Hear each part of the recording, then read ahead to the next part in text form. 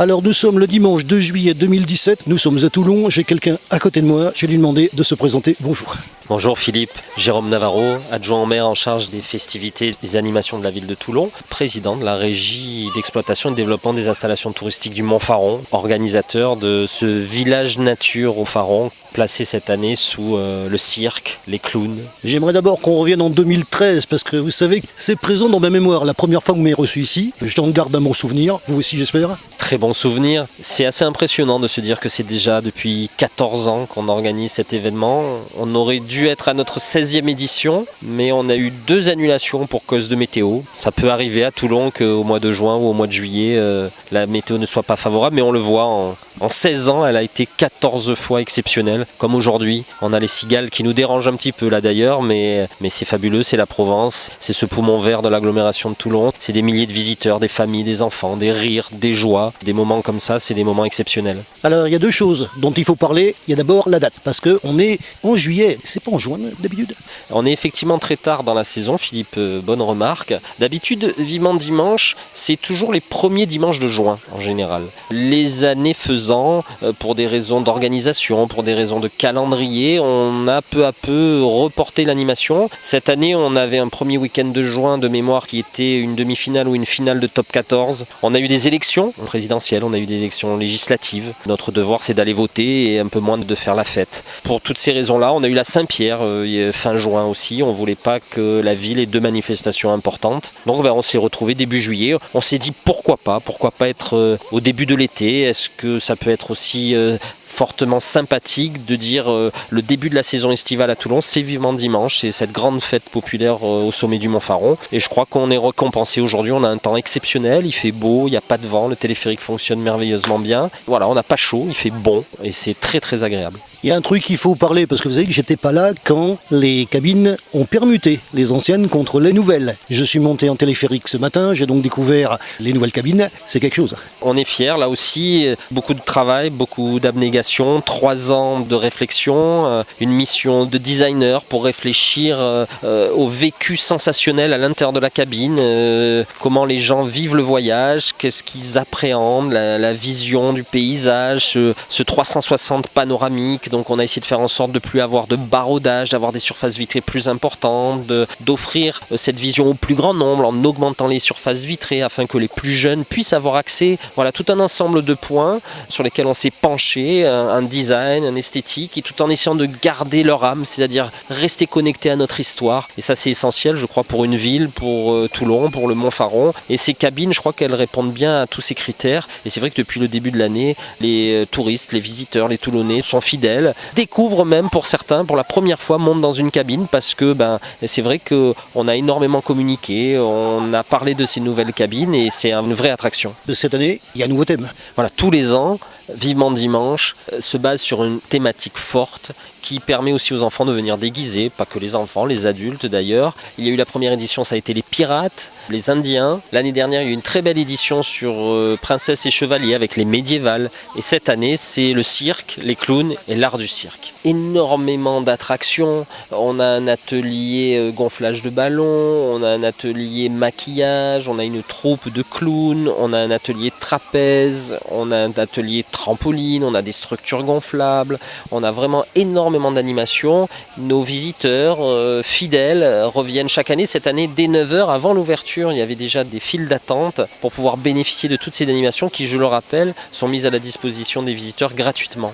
L'atmosphère générale, parce que c'est ça qui est intéressant. Donc nous sommes au sommet du Mont Faron, on retrouve la manifestation de l'année dernière avec cette ambiance particulière. Hein. C'est vrai que c'est spécial. Oui, on parlait de cette ambiance si particulière, cette ambiance un peu magique, et je crois qu'on le doit essentiellement au fait que Vivement Dimanche, c'est essentiellement des familles, des enfants, et c'est un peu l'innocence, la pureté des enfants, et de les voir passer un moment exceptionnel au travers de ces animations, de l'ensemble de ce qu'on leur propose, de voir ces yeux qui brillent, ces joies, ces rires, ces maquillages, ces déguisements. Et c'est beaucoup de bonheur et c'est beaucoup de fierté de se dire qu'on donne beaucoup de sa personne avec tous les bénévoles, tous les organisateurs, les services de la ville, et puis on est récompensé parce que le public est présent, est en nombre, les animations d'animation sont remplis et les enfants sont pleins de joie, ils partent avec des souvenirs merveilleux. On attache aussi beaucoup d'importance à ce que sur tous les stands, il y ait des petits cadeaux, il y a un concours de dessin où les enfants vont partir avec des cadeaux.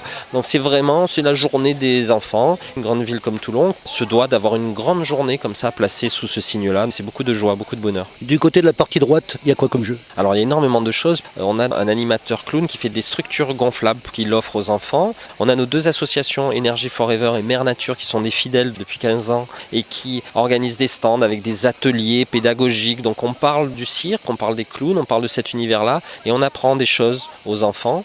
On a ensuite le concours de dessin, les plus anciennes animations du village nature pour tous les âges. On a des structures gonflables, on a des trampolines à élastique où les enfants s'élèvent dans les airs, donc ça c'est très prisé.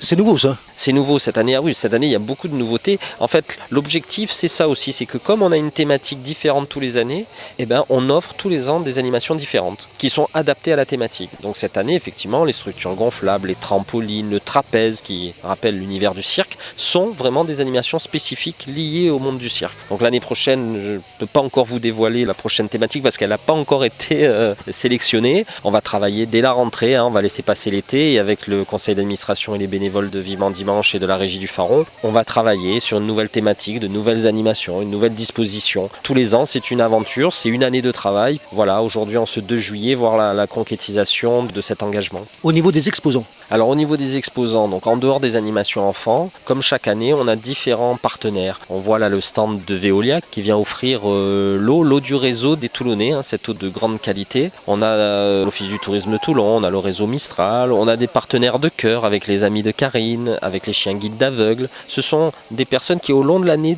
de par leur engagement associatif auprès des équipes municipales, font passer un message de bonté, de générosité, d'affectif pour les plus faibles, ceux qui sont touchés par le sort. Voilà, et les enfants, c'est aussi notre avenir, c'est aussi des personnages en construction, des êtres humains en construction, fragiles, auxquels il faut apporter beaucoup de soutien, beaucoup d'amour et beaucoup de joie. C'est pour ça aussi que cette journée est placée sous le signe du cœur, parce qu'on leur apporte beaucoup de bonheur, beaucoup de joie. Ensuite, on peut venir pique-niquer, donc soit en apportant sa glacière, soit en bénéficiant de nombreux stands de qualité. On a des stands qui font des sandwichs, des frites maison, des sucreries, on a nos partenaires fidèles, la bière de la Rade. Donc on a un ensemble de partenaires, on a le petit biscuitier aussi qui a ouvert sur la rue Pierre-Sémar, qui fait fabrication artisanale de petits biscuits qui sont succulents. Tous ces partenaires qui permettent aussi de venir manger et passer une bonne journée sur le sommet du Mont Pharon. On va parler également des gens en orange qui sont juste à droite quand on monte, parce qu'il faut qu'on parle d'eux. Vous me les avez fait connaître l'année dernière. On a fait un bel interview, donc c'est un plaisir de les avoir aussi. Et ils font partie, bien sûr, de la gestion du décor. Oui, on peut presque dire qu'ils font partie du décor, parce qu'effectivement déjà ce sont des fidèles de Vivement Dimanche, mais ce sont surtout des fidèles des monts toulonnais, puisqu'ils font le lien avec le SDIS et avec les pompiers, puisqu'ils ont un rôle de surveillance des massifs, d'entretien, de vigie, et ça c'est très important, aussi bien sur le Baou que sur le Mont Pharon, pendant les périodes estivales de chaleur forte, où on est souvent sur des risques orange, des risques rouges, incendie. Ils patrouillent, ils veillent, ils informent. Donc on a un lien très fort avec eux, et puis ce sont des bénévoles, ils font ça bénévolement. La ville les soutient, la ville participe financièrement à l'achat des véhicules, à l'entretien du matériel, et eux ce sont des bénévoles qui s'engagent, ils sont une quarantaine je crois, et ça permet de patrouiller tout au long de cette saison, et c'est un vrai plus, parce que grâce à eux on évite des incendies, on évite cette perte catastrophique d'hectares de forêt. On a un poumon vert exceptionnel, on le voit aujourd'hui, c'est somptueux, c'est magnifique de pouvoir se dire on est dans une agglomération de 450 000 habitants, 170 000 habitants c'est Toulon, on a des monts exceptionnels, le mont Pharon c'est celui que je porte un peu plus dans mon cœur, c'est le mont Toulonnais, et après il y a le Coudon, le mont Com.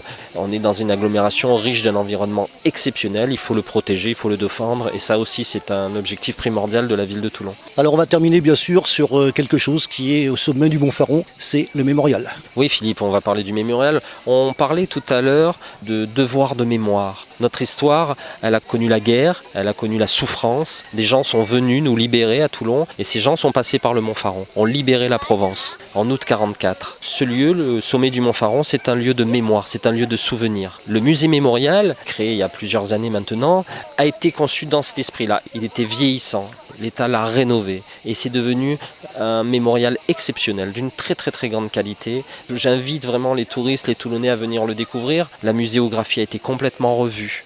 Il y a vraiment une salle avec un écran 360 degrés où on revit le débarquement en Provence, on revit de quelle manière les troupes de Lattre de Tassigny et de tous ces personnages courageux qui ont au péril de leur vie, libéré la ville de Toulon, libéré la France.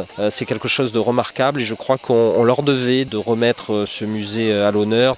Merci à l'État d'avoir investi. J'invite vraiment le plus grand nombre à venir le découvrir. C'est beaucoup d'émotion de revivre cette page-là et c'est vraiment un musée de très très grande qualité.